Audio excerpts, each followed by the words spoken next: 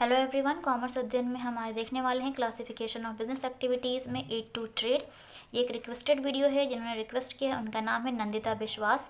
ये class 11th का topic है, तो आज के इस वीडियो में हम इसको डिस्कस करेंगे और कितने टाइप्स के एड टू ट्रेड होते हैं। एड टू ट्रेड को हम बोलें तो सिंपल लैंग्वेज में कि जो भी ट्रेड होता है, जो भी आप बिजनेस कर रहे होते हैं, उस बिज़नेस में जो भी चीज़ें हेल्प प्रोवाइड करती हैं आपको, उसको हम बोलते हैं एड टू ट्रेड।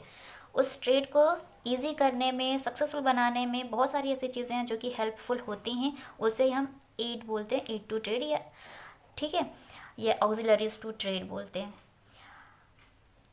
देखते हैं क्या है इसकी इम्पोर्टेंस। एड टू ट्रेड और auxiliaries to trade refer to the activities essential for smooth flow और goods from producers to consumers.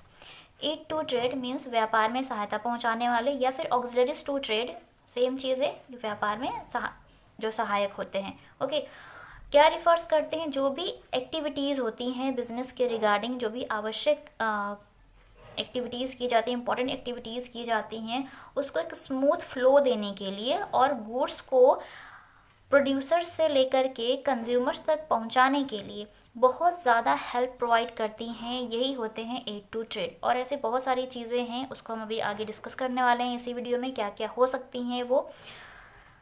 These activities facilitate trade by removing various barriers in the buying and selling of goods. Okay, तो थोड़ा सा trade समझ लीजिए। Trade क्या होता है? Trade that means जब कभी भी आप किसी भी प्रोडक्ट को या तो प्रोड्यूस करते हो या परचेज करते हो और आप उसको सेल करके प्रॉफिट अर्न करते हो, तो that is called trade. Okay, तो यहाँ पर ये जो एड टू ट्रेड है, जितने भी बैरियर्स आते हैं आपको किसी भी प्रोडक्ट को परचेज करने में, फिर उसको सेल करने में, जो भी रुकावटें आती हैं, जो भी प्रॉब्लम्स आती हैं, उन प्रॉब्लम्स को दूर करता है, रिमूव करता है कौन? एड टू ट्रेड हेल्प करता है। ठीक है, अब यहाँ पर फर्स्ट पॉइंट इज ट्रांसपोर्टेशन। तो इसको भी समझ लेते हैं कि ट्रांसपोर्टेशन किस तरह से हेल्पफुल होता है। Moving goods from place of production to place of consumption. हम सभी को पता है कि गुड्स जो होते हैं, जो प्रोडक्ट्स होते हैं, वो बनाए कहीं और जाते हैं, उनका प्रोडक्शन का काम कहीं और होता है, और कंजप्शन मीन्स कि उसका इस्तेमाल कहीं और होता है। जो उसको इस्तेमाल करने वाले लोग होते हैं वो कहीं और रहते हैं। तो प्रोडक्शन के स्थान से कंजप्शन के स्थान तक पहुँचाने में जो हेल्प प्रोवाइड करता है वो क्या होते हैं? वो ट्रांसपोर्ट होते हैं आपके। बहुत सारे ऐसे रास्ते होते हैं जिनके माध्यम से आप उस सामान को एक स्थान से दूसरे स्थान पर भेजने की ज़रूरत होती है, क्योंकि लोग वहाँ पर नहीं होते जहाँ पर आपकी फैक्ट्री है या जहाँ पर गुड्स बनाया जा रहा है। ठीक है, इट क्रिएट्स प्लेस यूटिलिटी। ये क्या करता है? क्रिएट करता है कहाँ पर? जहाँ भी उस सामान का इस्तेमाल होता है, उसका यहाँ पर उसको क्रिएट करेगा कि कहाँ पर मतलब इस सामान का यूज़ कौन से लोग कर सकते हैं। ठीक है, remove distant barriers. Distant barrier की जो दूरी होती है प्रोडक्शन से लेकर के कंज्यूमर तक की, कि लोगों तक कैसे पहुंचाया जाए, उस बैरियर को, उस रुकावट को भी ये दूर करता है। एंड वाइडेंस मार्केट की बात करें यहाँ पर, तो जो मार्केट हो, तो बहुत बड़ा मार्केट सर्च करने में हेल्प करता है कि एक स्थान से दूसरे स्थान पर, कि जहाँ पर बड़ा मार्केट है वहाँ पर जाकर अगर वो प्रोडक्ट जाता है तो ज़्यादा अमाउंट में बिकेगा, ज़्यादा उसकी सेल प्राइस होगी, ज़्यादा प्रॉफिट अर्न कर पाओगे आप। ठीक है, ऑफर चॉइसेस टू कंज्यूमर्स। तो जितनी ज़्यादा लोगों तक उस प्रोडक्ट की पहुंच होगी, उतने ज़्यादा लोग उस प्रोडक्ट को सेलेक्ट कर सकेंगे अपने लिए, आप उनको उतना ज़्यादा ऑफर दे सकते हैं, आपके पास उतने ज़्यादा कंज्यूमर्स होंगे, कस्टमर्स होंगे। तो ये जो सुविधा होती है, ये जो आपके प्लस पॉइंट्स होते हैं, ये जो आप इसका फ़ायदा उठा सकते हैं, ये सिर्फ ट्रांसपोर्ट के ज़रिए ही कर सकते हैं। जैसे अगर हम यहाँ पर एग्जांपल लें, जैसे कि चाय का एग्जांपल लें, tea is produce mainly in Assam and West Bengal but is consumed all over the India and world.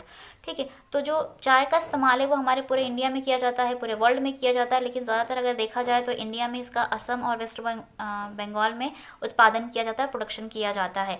तो अब उसको एक स्थान से दूसरे स्थान में, आसाम से अगर यूपी में पहुंचाना है, एमपी में पहुंचाना है, तो ट्रांसपोर्ट तो चाहिए ना। अब ट्रांसपोर्ट के भी कई सारे रास्ते होते हैं। ठीक है, आप सड़क के रास्ते ले जा सकते हैं, रेलवेज़ के थ्रू ले जा सकते हैं, एयरवेज़ के थ्रू भी उसको पहुंचा सकते हैं। तो वो पॉइंट भी यहाँ पर मेंशन है, आप देख सकते हो। It remove the barriers of distance, जैसा मैंने बताया कि जो भी डिस्टेंस प्रॉब्लम होती है उसको दूर करता है कौन, transportation. Quick and economical means of transport की बात करें, जो कि आप बहुत ही जल्दी और सस्ती होती हैं और आसानी से पहुंच सकते हैं, लोगों तक सामान को पहुंचाया जा सकता है उसके माध्यम से, वो है रेलवेज, रोडवेज एंड एयरवेज और शिपिंग। तो ये नेक्स्ट पॉइंट यहाँ पर अगर हम बात करते हैं तो वो है वेयर हाउसिंग। वेयर हाउसिंग को आप स्टोर हाउस भी बोल सकते हैं, क्यों? क्योंकि वेयर हाउस एक ऐसी जगह होती है जहाँ पर आप अपने प्रोडक्ट को स्टोर करके रखते हैं, क्योंकि कई बार क्या होता है कि जो प्रोडक्शन का काम होता है वो किया बहुत बड़ी मात्रा में किया जाता है और वो सामान तुरंत इस्तेमाल नहीं हो पाता है, तो वो 2-3 महीने तक रखा रह जाता है, जिसकी वजह से उसको स्टोर करके रखना इंपॉर्टेंट है अच्छे तरीके से, ठीक है। या कुछ सीजनल गुड्स होते हैं जो बना लिए जाते हैं और वो महीनों तक स्टोर करके रखे जाते हैं। तो चलिए इसको भी देख लेते हैं क्या होता है वेयर हाउसिंग।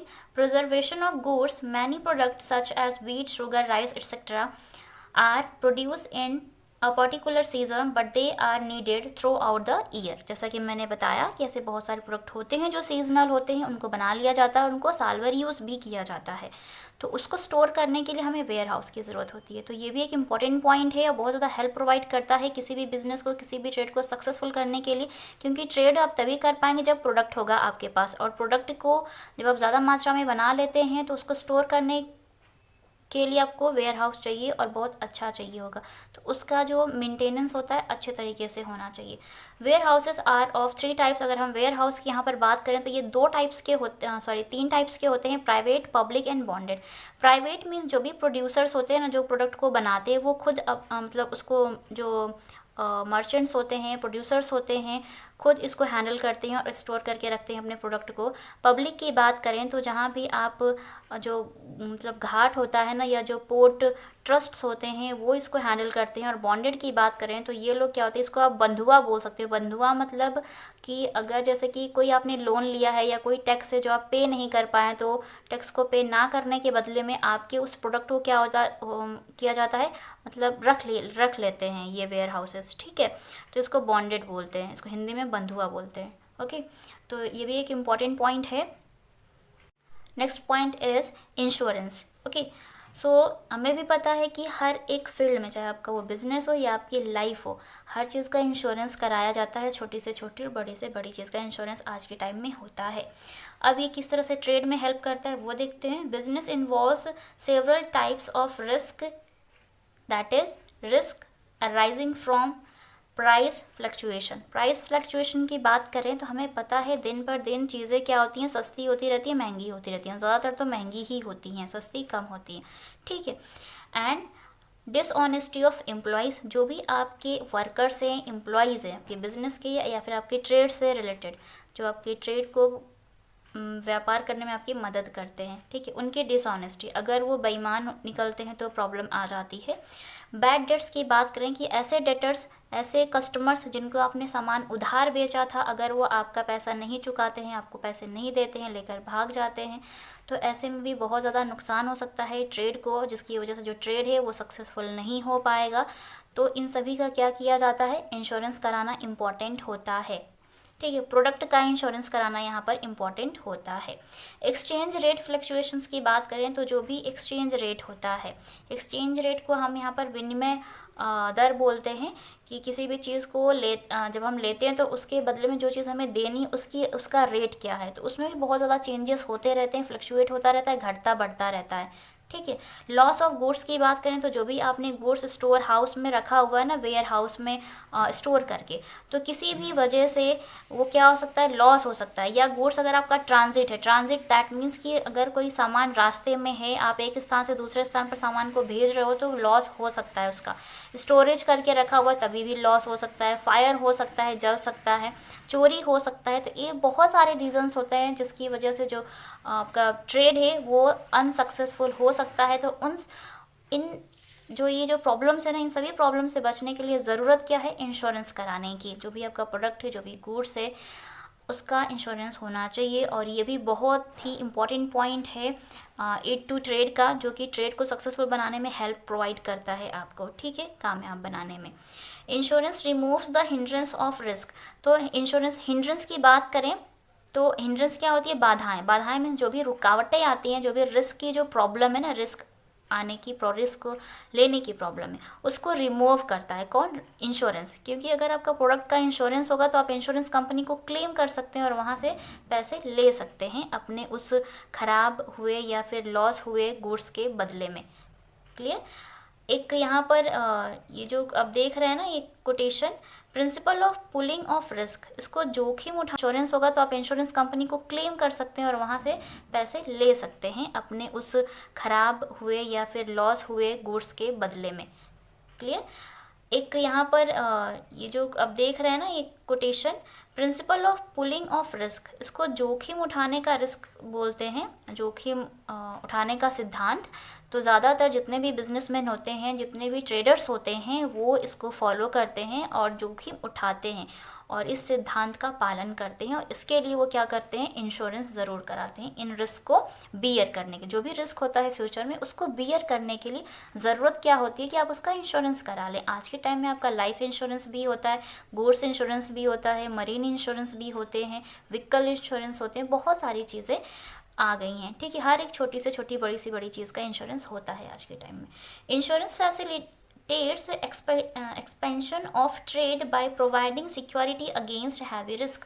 सो जैसे कि हम जानते हैं कि एक फैसिलिटी प्रोवाइड करता है इंश्योरेंस, आपका जो भी ट्रेड है उसको और ज़्यादा बड़ा बनाने के लिए हेल्प करता है, और जो सिक्योरिटी प्रोवाइड करता है ताकि अगर फ्यूचर में कोई हैवी रिस्क हो तो आप उसके अगेंस्ट क्लेम कर सकें, वहाँ से आप पैसे प्राप्त कर सकें, मीन्स क्लेम अमाउंट प्राप्त कर सके। किन से? इंश्योरेंस कंपनी से। अगर आप इंश्योरेंस करवा के रखते हैं तो उस रिस्क के अगेंस्ट वहाँ से क्लेम ले सकते हैं। क्लियर?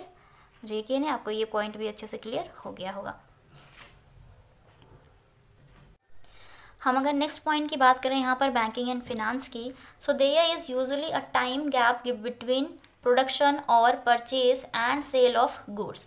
हम सभी को पता है कि जब आप प्रोडक्शन का काम करते हैं तो प्रोडक्शन जो भी सामान बना लिया गया है उसको परचेज करते हैं, या तो प्रोडक्ट को आप बनाते हैं या फिर बाहर से परचेज करते हैं, और फिर आप क्या करते हैं? उसको सेल करते हैं। और इस प्रोसेस में ना बहुत ज़्यादा टाइम लगता है। ठीक है, it takes time to collect money after sale of goods on credit.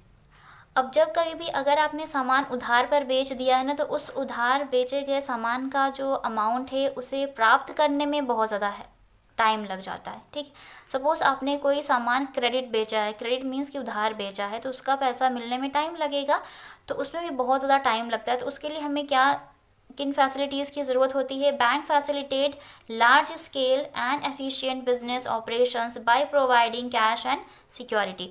तो बैंक जो होता है, बैंक एंड जो फिनांस डिपार्टमेंट होता है, वो हमें फैसिलिटीज़ प्रोवाइड करते हैं कि हम जब चाहें तब, जितनी मात्रा में चाहें उतनी मात्रा में इफ़िशिएंटली ट्रांजेक्शंस कर सकते हैं। ठीक है, तो ये जो भी आपके बिजनेस के ऑपरेशंस होते हैं उसमें बहुत ज़्यादा सुविधाएं प्रदान करते हैं, मीन्स फैसिलिटीज़ प्रदान करते हैं कि आप कैश और सिक्योरिटीज़ का जो भी है आप आसानी से इस सुविधा का यूज़ कर सकते हैं, इन फैसिलिटीज़ का यूज़ कर सकते हैं। ठीक है, bank provide funds in various forms, that is loan, overdrafts, cash credits, discounting of bills etcetera. जैसा कि हम सभी को पता है कि बैंक बहुत सारी सुविधाएं आपको प्रदान करता है, बहुत सारी फैसिलिटीज़ प्रोवाइड करता है। ठीक है, आपको फ़ंड प्रोवाइड करता है, लोन प्रोवाइड करता है, आप अपने अकाउंट में पैसे ज़्यादा जितने उससे ज़्यादा विड्रॉ कर सकते हो, कैश की सुविधाएं प्रदान करता है, आपको बिल का जो पेमेंट है वो भी बैंक करता है। तो इस तरह की सुविधाएं आपको बैंक देता है, फैसिलिटीज़ प्रोवाइड करता ही है। ठीक, तो ये एक पॉइंट हो गया। लास्ट पॉइंट देख लेते हैं, एडवर्टाइजिंग एंड पब्लिसिटी। अब आपका जो ट्रेड है, ट्रेडिंग करना है, तो जाहिर सी बात है लोग जब आपके प्रोडक्ट के बारे में जानेंगे तभी तो उस प्रोडक्ट को खरीदेंगे और आप बेच पाएंगे। Okay, advertising and publicity inform the consumers about the availability of various product and services. जैसा कि मैंने बताया कि जो भी आप प्रोडक्ट या जो भी सर्विस दे रहे हैं, बेच रहे हैं, कंज्यूमर्स को जानना ज़रूरी है। और ये कैसे जानेंगे? जितनी ज़्यादा आप एडवर्टाइजमेंट करवाएंगे, पब्लिसिटी करवाएंगे, लोगों के बीच में उसकी नॉलेज होगी उस प्रोडक्ट की, वो लोग उतना खरीदेंगे। ठीक है, and they remove hindrance of knowledge. Hindrance of knowledge कि जैसे कि लोगों को होता है ना, जानकारी प्राप्त करने में जो बाधाएं आती हैं उसको दूर करने में जो एडवर्टाइजमेंट एंड पब्लिसिटी होता है हेल्प करता है, और लोग आसानी से उस प्रोडक्ट के बारे में जान पाते हैं। जैसे कि टेलीविज़न्स होंगे, न्यूज़पेपर्स होंगे, बड़ी बड़ी होर्डिंग्स लगाई जाती हैं ताकि लोग जानते हैं कि ये प्रोडक्ट ऐसा है, इस कंपनी का, इस ब्रांड का है, ठीक है, क्वालिटी वाइज कैसा है, कितना ज़्यादा यूज़फुल है, ये सारी चीज़ें वो जान पाते हैं। There are various forms of advertising and publicity such as the press, outdoor displays, radio, television, letters to customers, affairs, exhibitions, cinemas, etc. तो बहुत सारे ऐसे वेज होते हैं, ऐसे तरीके होते हैं जहाँ से आप लोगों तक पहुँच सकते हैं, प्रोडक्ट के बारे में डिटेल बता सकते हैं, कैसा प्रोडक्ट है कैसा नहीं है उनको दिखा सकते हैं। ठीक है, तो टेलीविज़न हो गया, रेडियो हो गया, लेटर्स हो गए, डिस्प्लेज हो गए, एग्जीबिशंस हो गए, फेयर्स लगाए जाते हैं, मेले लगाए जाते हैं। अदर, यहाँ पर अगर हम अदर एड की बात करते हैं, so proper packing of goods in essential for efficient trade. तो पैकेजिंग भी आ जाता है कि पैकेजिंग भी एक अच्छा मतलब यहाँ पर माध्यम होता है, अच्छी पैकिंग होगी तो लोग पसंद करेंगे उसको। टेलीफोन की बात करें तो लोग आसानी से आपके साथ कॉन्टैक्ट कर पाएंगे या कांटेक्ट कर पाएंगे। पोस्टल सर्विसेज की बात करें तो वो आसानी से आपको मैसेज दे सकते हैं। लोडिंग की बात करें, hotels, restaurants and cinema, theatres etcetera, ये सारी चीज़ें भी आ जाती हैं किसमें, आपके एड टू ट्रेड में, जो कि बहुत ज़्यादा मदद पहुंचाती हैं ट्रेड को सक्सेसफुल बनाने में। तो ये कुछ इंपॉर्टेंट पॉइंट्स है जो कि इंपॉर्टेंट हैं आपके बिजनेस के लिए। तो आज की वीडियो में बस इतना ही। मुझे उम्मीद है आपको ये सारे पॉइंट्स अच्छे से क्लियर हो गए होंगे, और अगर मैं आपको अच्छे से समझा पाई तो कमेंट सेक्शन में कमेंट करके ज़रूर बताएं। वीडियो अच्छा लगा तो लाइक ज़रूर करें, चैनल पर नए विजिटर हो तो चैनल को सब्सक्राइब ज़रूर कर लें, बेल आइकन को प्रेस कर लें ताकि आपको आने वाली वीडियोज़ की नोटिफिकेशन मिलती रहे। मिलते हैं नेक्स्ट वीडियो में, तब तक के लिए take care and thank you so much for watching this video.